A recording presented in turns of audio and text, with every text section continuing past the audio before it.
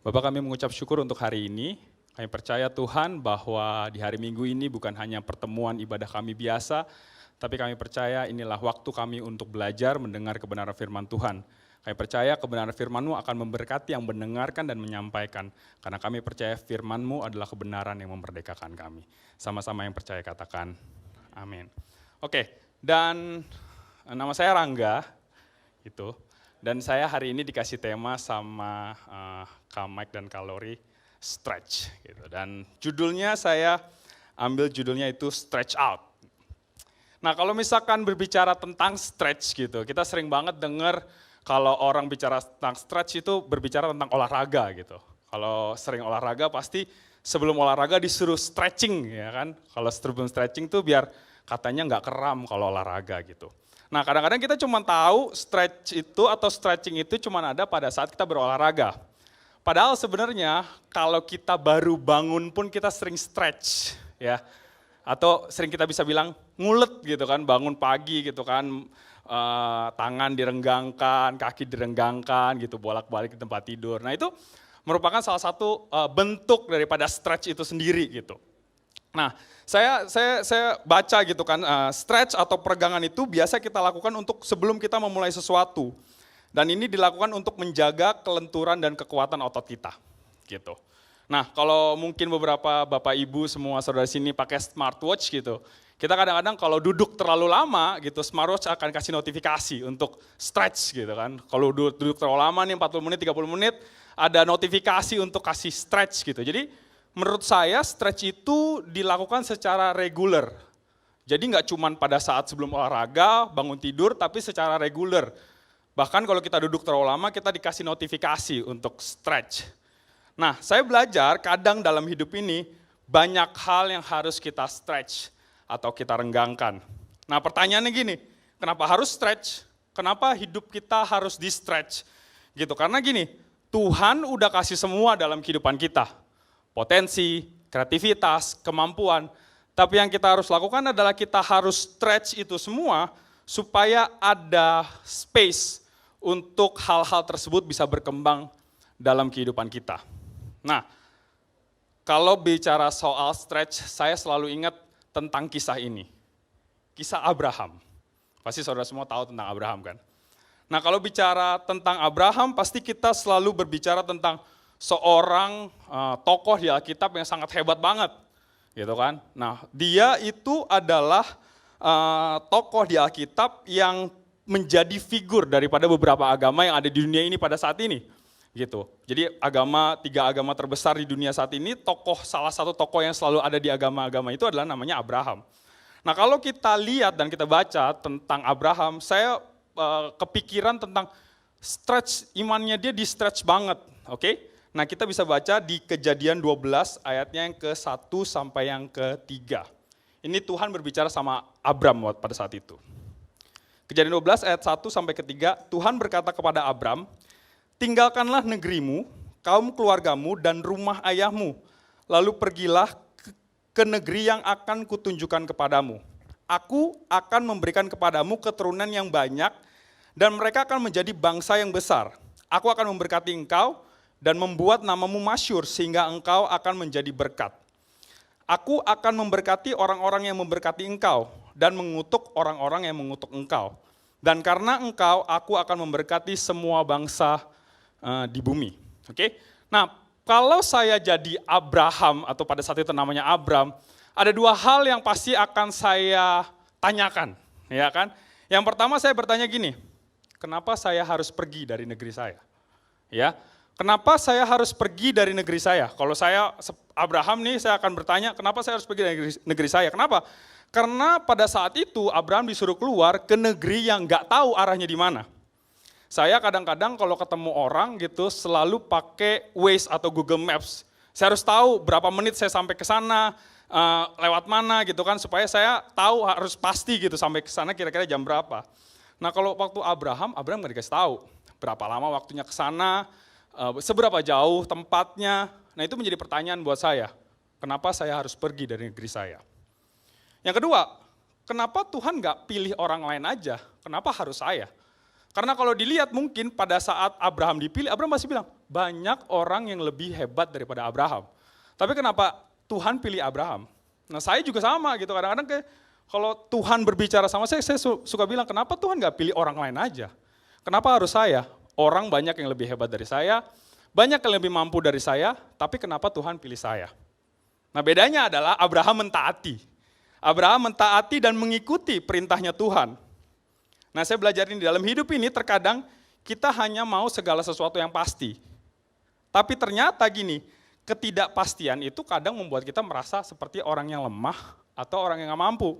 Ya kan? Kalau kita pergi ke suatu tempat, tempatnya nggak tahu ada di mana, arahnya berapa lama ke sana, hal yang nggak pasti kayaknya males capek karena kita ngerasa kayak jauh banget atau nggak mampu ke sana. Nah itu kadang-kadang ketidakpastian membuat kita tidak mau melakukan itu. Dan dalam kisah ini Abraham menjalani ketidakpastian karena apa yang Tuhan suruh adalah sesuatu yang sangat tidak pasti menurut saya, ya kan? Karena dia disuruh pergi ke sebuah negeri yang nggak tahu negerinya seperti apa, gitu. Tidak pasti akan siapa yang akan ditemui Abraham di negeri itu. Tidak pasti akan siapa yang akan dikerjakan di negeri itu. Tidak pasti akan siapa yang akan menolong dia di negeri itu. Semuanya ketidakpastian pada saat Abraham dikasih tahu tentang pergi ke negeri yang ditunjuk oleh Tuhan. Nah ketidakpastian itu saya belajar satu hal ini. Dari apa yang saya pelajari dari kisah Abraham adalah gini. Dari ketidakpastian Abraham menjadi seseorang yang imannya sangat diperhitungkan oleh Tuhan. Sehingga dia disebut sebagai bapak orang percaya. Nah saya ambil sebuah konklusi gini, uncertainty stretches our faith. Ya, ketidakpastian itu stretch iman kita. Gitu, karena kalau kita sesuatu yang pasti, iman kita nggak bisa di stretch. Nah ketika ada yang tidak pasti, di situ kita bisa stretch iman kita dan kita percaya bahwa Tuhan yang bekerja. Ketika segala sesuatunya aman, segala sesuatunya terkendali, segala sesuatunya bisa diukur, kita menjadi lebih aman, lebih tenang gitu. Kita menjadi lebih real, mungkin lebih tenang dan iman kita nggak bisa di stretch. Kita nggak bisa taruh kepercayaan kita sama Tuhan kalau segala sesuatunya berlangsung secara aman. Tapi kalau ada hal-hal yang tidak pasti, ketidakpastian itu miliknya Tuhan. Karena kita tahu bahwa kita berjalan bersama dengan Tuhan.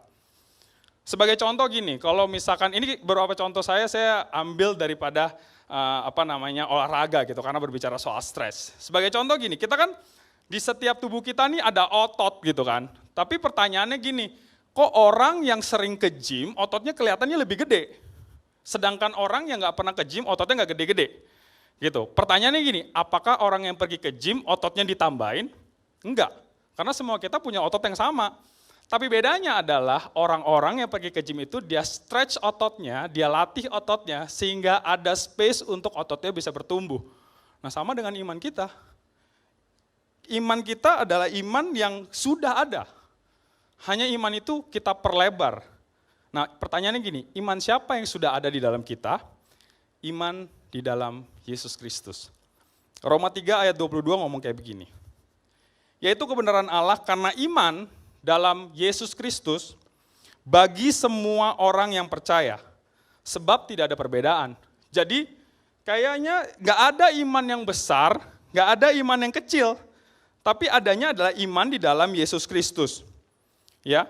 Nah balik lagi ke ceritanya Abraham. Abraham mempercayai Tuhan dan mengikuti arahannya, walaupun saya tahu ini, Abraham belum mengerti. Tapi apa yang saya pelajari dari Abraham adalah ini, kita bisa nggak ngerti jalannya, tapi kita bisa tahu sama siapa kita berjalan. Itu lebih penting. Kalau kita tahu jalannya, tapi kita nggak tahu jalan sama siapa, menurut saya, tapi kalau kita nggak tahu jalannya, tapi kita tahu berjalan bersama siapa, itu yang lebih penting. Kita boleh tidak mengerti kemana kita pergi, tapi ketidakmengertian kita jangan hanya sebatas arahnya. Tapi harus dengan pengertian ini, bersama siapa kita pergi. Itu lebih penting menurut saya. Oke, kita secara realita kita sering banget berpikir bahwa, oh gue berjalan sendirian nih. Gue kemana-mana sendiri nih, gak ada yang temenin gue nih. Gue ketika menghadapi masalah gue sendiri nih. Padahal itu hanya secara realita, tapi kebenarannya di Alkitab bahwa bilang Tuhan gak akan pernah ninggalin kita. Dia berjalan sama kita di dalam lembah kekelaman, bahkan masalah finansial pun dia bilang, aku gak akan pernah ninggalin kamu. Itu udah sebuah kepastian yang absolut buat saya menyadari bahwa siapa yang berjalan sama saya, itu lebih penting dibanding kemana arah saya berjalan. We need to cooperate with God when we stretch our faith. Oke? Nah, saya belajar ada 3 hal yang saya bisa pelajari tentang stretch ini, tentang merenggangkan gitu. Nah, yang pertama mungkin orang-orang nggak suka akan hal ini, tapi ini yang saya dapetin. Yang pertama adalah stretching is painful, ya kan? Stretching is painful. Nah, biasanya peregangan itu terasa menyakitkan, dan menyakitkan itu karena sesuatu ada yang ketarik, ya, ada otot yang ketarik, ada misalkan tangan gitu kan, itu kadang-kadang sering terasa menyakitkan. Tapi ketika kita melakukan peregangan, kita sudah tahu bahwa stretching itu bagus, stretching itu hal yang baik, itu memperlentur otot kita. Sama dengan ketika kita menghadapi banyak proses dalam kehidupan kita. Ketika kita mungkin melewati hal-hal itu, kita mungkin terasa sangat berat, atau bisa saya bilang seperti ini, sakit. It's okay, nggak masalah. Itu adalah satu bagian daripada kita merenggangkan atau stretch. Hal-hal banyak yang kita mungkin rasanya berat banget untuk kita bisa lewati. Mungkin hal-hal tersebut, boleh saya bilang gini, membantu kita untuk bisa stretch ourselves, untuk bisa stretch diri kita sendiri. Nah, ini saya ambil kesimpulan, proses yang berat memperlebar kapasitas kita. Ya, kadang-kadang kita selalu mau prosesnya tuh proses yang gampang gitu, yang mudah gitu. Tapi menurut saya semakin besar proses kita, semakin besar kapasitas kita, semakin diperlebar kapasitas kita. Satu hal yang saya pelajari adalah ketika rasa sakit, berat, beban, proses yang sangat berat, satu hal yang saya pelajari gini, jangan berhenti. Ya, ketika kita menghadapi hal-hal yang merasa sakit banget, prosesnya berat banget, satu hal yang saya pelajari adalah jangan berhenti. Ya, seorang atlet yang mau mempersiapkan segala sesuatunya, pada awalnya saya yakin banyak hal dalam kehidupannya yang sakit, ototnya sakit, kakinya cedera, gitu kan. Nanti ada sakit-sakit yang lain. Tapi satu hal yang mereka lakukan adalah mereka nggak berhenti, mereka terus melakukannya, sehingga mereka bisa memberikan yang terbaik yang bisa mereka berikan, gitu. Waktu minggu kemarin gitu kan, waktu kita next gen gitu, Pak Jono ngomong satu hal gitu, enjoy. Itu kemarin kita bahas juga di home base kita. Nikmati aja, tapi kita harus tetap berjalan. Kita harus tetap melangkah, kita harus tahu kemana kita akan pergi. Karena kita tahu kita berjalan bersama dengan siapa. Banyak yang tidak maksimal dalam kehidupan hanya karena mereka berhenti ketika mereka menghadapi sesuatu yang berat. Banyak dari kita yang menyerah ketika kita merasa bahwa masalahnya berat banget. Padahal mungkin itu adalah bagian daripada bentuk stretch dalam kehidupan kita. Sehingga ketika kita bisa melewati itu semua, ada hal baru yang bisa kita peroleh dalam kehidupan kita. Pertumbuhan tanpa rasa sakit adalah pertumbuhan yang artificial. Tapi pertumbuhan yang sehat selalu memberikan rasa sakit. Roma 5 ayat 3-5 ngomong begini. Dan bukan hanya itu saja, kita malah bermegah juga dalam kesengsaraan kita. Karena kita tahu bahwa kesengsaraan itu menimbulkan ketekunan. Dan ketekunan menimbulkan tahan uji. Dan tahan uji menimbulkan pengharapan. Dan pengharapan tidak mengecewakan. Karena kasih Allah telah dicurahkan dalam hati kita oleh Roh Kudus yang telah dikaruniakan kepada kita. Ya, jadi itu yang saya ambil. Yang pertama, stretching is painful. Yang kedua, stretching is increasing. Nah, peregangan atau stretch itu selalu memberikan pertumbuhan. Ya, seperti yang tadi saya bilang bahwa iman kita tuh udah full di dalam, iman di dalam Yesus Kristus. Tapi kadang-kadang ada orang berbicara, wah imannya dia lebih hebat. Menurut saya enggak, karena dia stretch imannya sehingga ada pertumbuhan di dalam imannya. Makanya kita bisa lihat kadang-kadang imannya dia tuh keren banget. Dia bisa melakukan hal-hal yang luar biasa. Bukan karena Tuhan kasih lebih sama dia, tapi karena dia bisa stretch imannya sehingga imannya terlihat bertumbuh dalam kehidupannya. Roma 10 ayat 17 ngomong gini, iman timbul dari pendengaran dan pendengaran oleh firman Kristus. Permasalahannya adalah iman tidak akan timbul kalau kita hanya diem aja, nggak buat apa-apa. Kita butuh sesuatu yang kita kerjakan. Ada faktor eksternal yang harus kita kerjakan, maka iman itu bisa timbul. Sebagai contoh gini, mungkin kadang-kadang kita berpikir gini, ketika keadaan, mungkin di kantor keadaannya lagi nggak enak gitu, kita pengennya stop dari kerjaan. Tapi nggak bisa gitu. Kita udah dikontrak, kita tetap harus melakukan pekerjaan itu. Dan kita percaya bahwa Tuhan tempatin kita di situ untuk sebuah tujuan kan. Nah itu iman kita.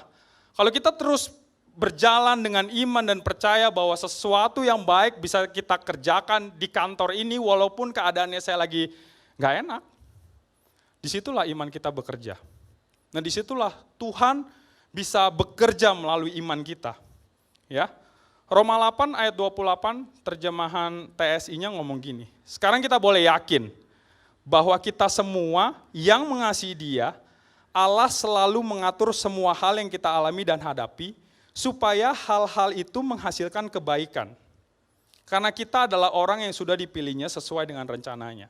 Ya, jadi nggak ada yang kebetulan, Tuhan nggak pernah salah taruh kita di kantor, taruh kita di bisnis, taruh kita di pelayanan. Kalau mungkin keadaannya lagi nggak baik, Tuhan bisa bawa itu semuanya untuk menjadi sebuah kebaikan dalam kehidupan kita.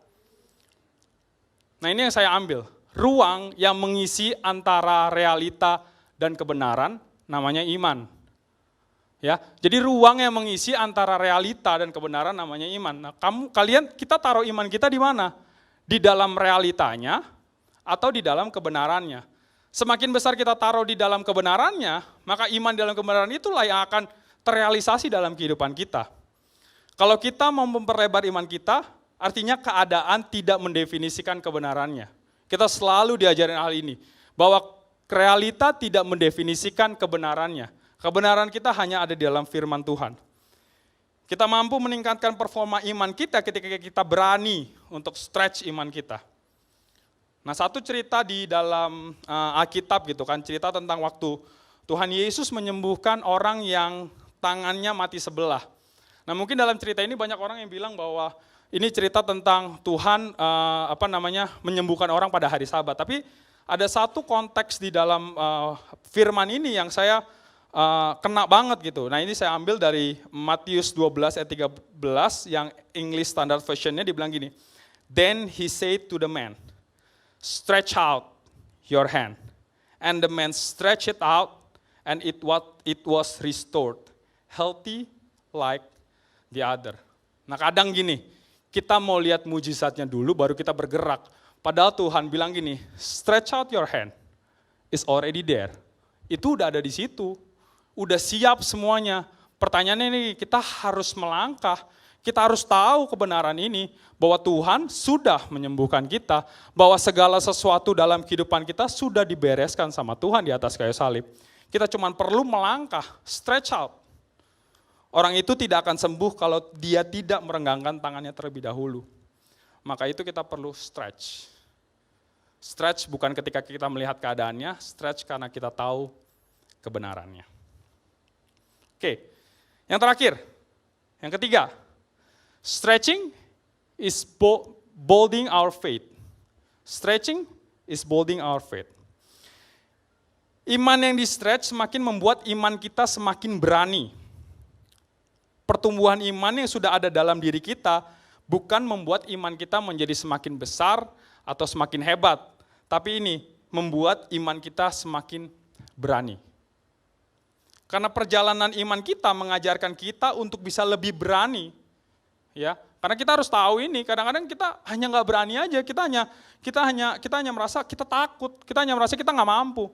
Padahal iman itu harusnya membuat kita lebih berani. Nah ini ada, saya ingat waktu saya awal-awal, maksudnya awal-awal saya suka jogging gitu kan. Di sini juga banyak yang suka jogging. Joget enggak? Oke, waktu itu awal-awal saya berlari beraninya cuma 1 kilometer. Ya, 1 kilometer itu saya waktu itu butuh waktu sekitar 10 menit.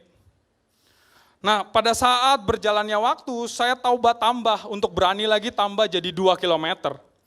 Setelah itu saya semakin sering latihan, saya coba tambah jadi 3 kilometer. Akhirnya saya coba tambah jadi 5 kilometer. Akhirnya waktu itu saya coba pikir, 5 kilometer nih udah cukup cepat gitu. Nah akhirnya saya memberanikan diri saya untuk bisa tambah lagi jarak saya jadi 7 kilometer. 7 kilometer tambah lagi jadi 10 kilometer. 10 kilometer tambah lagi jadi 15 kilometer. Tapi saya nggak akan pernah bisa tambah jarak saya kalau saya nggak berani. Kalau saya nggak melakukannya untuk berani, gue bisa. Karena kan kadang-kadang waktu kita lari kita berpikir kayak kuat gak ya gue, mampu gak ya gue. Padahal sebenarnya gini, udah ada di situ. Kemampuannya udah ada. Cuman kita perlu berani aja untuk bisa push ourselves, push diri kita untuk bisa ke jarak yang lebih panjang lagi, ke jarak yang lebih panjang lagi. Butuh keberanian saya untuk menaikkan kapasitas saya dan kemampuan saya di dalam lari. Padahal ketika saya tahu, tadi saya bilang, itu sudah ada di dalam saya. Ini yang saya pelajari.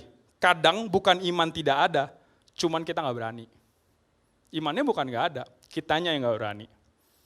Berani bukan berarti semena-mena melakukan segala sesuatu dengan apa yang kita rasa kita bisa. Berani itu adalah gini, mengerti kehendak Tuhan dan berani untuk menjalaninya. Itu yang paling penting. Iman yang berani harus sejalan dengan mengerti kehendak Tuhan. Satu cerita terakhir saya ambil dari Matius 5, ayatnya yang ke-25 sampai yang ke-28. Di antaranya ada pula seorang wanita yang telah 12 tahun sakit pendarahan yang berhubungan dengan haidnya. Semua kekayaannya sudah habis dipakai untuk membayar dokter-dokter, tetapi tidak ada yang dapat menyembuhkannya. Malahan penyakitnya terus bertambah parah. Wanita itu sudah mendengar banyak tentang Yesus, maka di tengah-tengah orang banyak itu ia mendekati Yesus dari belakang karena ia berpikir, asal saja saya menyentuh jubahnya, saya akan sembuh. Nah waktu saya baca ini gitu, kita sering banget baca hal ini, tapi banyak hal menarik yang akhirnya saya bisa gali lagi ketika saya baca ayat ini gitu. Iman yang berani muncul pada saat wanita itu mengerti kehendak Tuhan dalam kehidupannya. Bahwa Tuhan mampu menyembuhkannya. Ayat 27-nya bilang ini, wanita itu sudah mendengar banyak tentang Yesus. Artinya gini, dia sebelum-sebelumnya udah pernah dengar, Tuhan Yesus menyembuhkan orang. Oh Tuhan Yesus mampu membangkitkan orang mati. Atau Tuhan Yesus mampu untuk melakukan mujizat. Dia pernah dengar hal ini. Nah ini merupakan sebuah tindakan iman yang menurut saya gini, berani banget. Dia bisa melakukannya dengan berani. Kenapa saya bisa bilang wanita ini berani? Karena pada saat itu penyakit pendarahan itu sebuah penyakit yang sangat najis. Bisa baca di Imamat 15 ayat 25, bahkan di dalam ayat itu dia bilang gini, setiap segala sesuatu yang dia sentuh itu najis. Di Imamat 15 ayat 25 itu. Tapi apa yang wanita itu punya saya rasa bukan iman yang besar, tapi cuman iman yang berani. Berani cuman gini, gue pernah dengar tentang Yesus dan gue berani. Untuk kalau gue bisa pegang jubahnya, gue percaya gue pasti sembuh. Iman yang berani timbul dari pengenalan kita akan siapa Tuhan kita. Ini yang paling penting menurut saya. Kita bisa berani kalau kita kenal siapa Tuhan kita. Tuhan yang bisa menolong kita di musim kita yang terdahulu adalah Tuhan yang sama yang bisa menolong kita di musim kita yang sekarang. Dan Tuhan yang sama yang akan terus berjalan dengan kita di musim-musim kita yang ada di depan. Dan saya belajar ini. Stretch our faith, be bold. Diawali dengan ini, pengenalan akan Dia. Thank you. Mari kita berdoa. Bapa, kami mengucap syukur untuk firman-Mu. Kami percaya firman-Mu itu mengerjakan segala sesuatu yang luar biasa. Interpretasikan kebenaran firman-Mu yang sangat simpel ini Tuhan. Dan biarlah dalam setiap langkah kehidupan kami, firman-Mu itu hidup. Dan firman-Mu bekerja luar biasa. Terima kasih Bapa, di dalam nama Tuhan Yesus sama-sama yang percaya katakan. Amin.